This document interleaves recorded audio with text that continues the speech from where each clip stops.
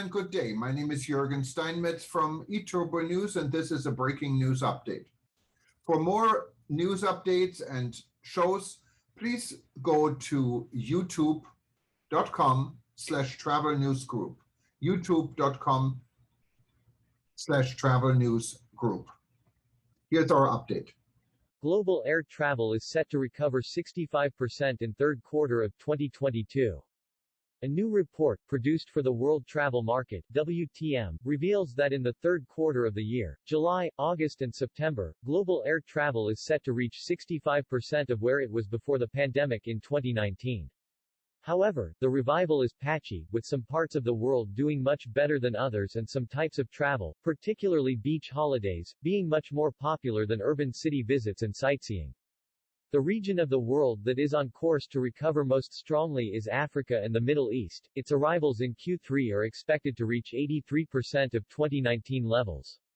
It is followed by the Americas, where summer arrivals are expected to reach 76%, and then by Europe, 71%, and Asia Pacific, just 35%.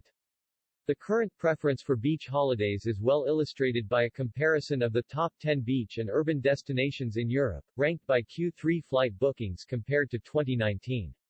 All those in the beach list, which is led by Antalya, 81% ahead, Tirana, 36% ahead and Mykonos, 29% ahead, are showing extremely healthy demand, whereas, in the urban list, only Naples is ahead. Furthermore, the four leading urban destinations, Naples, 5% ahead, Istanbul, flat, Athens, 5% behind, and Lisbon, 8% behind, are all also gateways to beach resorts too. A similar trend is exhibited in the Americas, where Q3 bookings for air travel to the Caribbean, Central America and Mexico are 5% ahead of 2019 levels, whereas flight bookings to South America and to the US and Canada are, respectively, 25% and 31% behind. The destinations which are set to perform most strongly are Costa Rica, 24% ahead, Jamaica, 17% ahead and the Dominican Republic, 13% ahead. Enthusiasm to travel again internationally is so strong that a rise in air fares has done relatively little to dampen demand. For example, the average fare from the US to Europe climbed by over 35% between January and May with no noticeable slowing in booking rates. And these fares were nearly 60% above the previous year. Fares for shorter haul, intraregional travel, i.e., within the Americas, also increased substantially, by 47%, which is less than for long haul. However, the demand for those tickets peaked in March.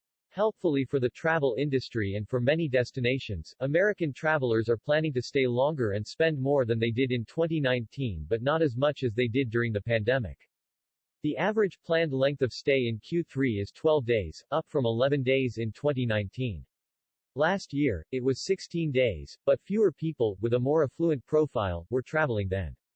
The proportion of people flying in premium cabin classes in Q3 is also set to rise, from 12% in 2019 to 15% this year, although, it reached 19% in 2021.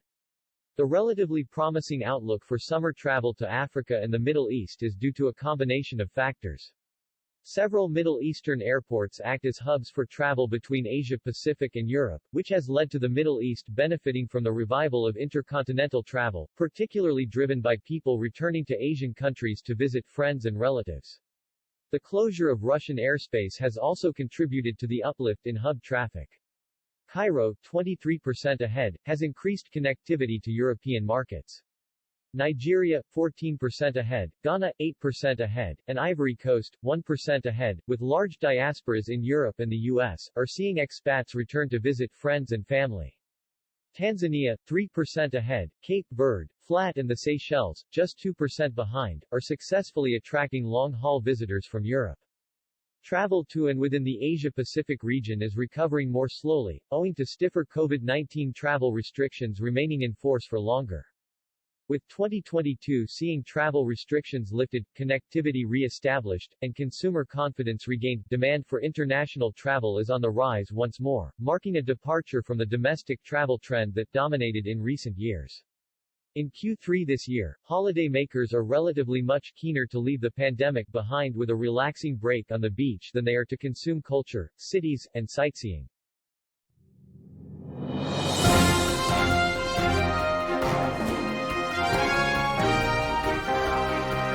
Thank you for listening to our news update. There's more on youtube.com/travel news group, or you can read us, of course, in going to our news portal at eTurboNews.com or travelnews.online.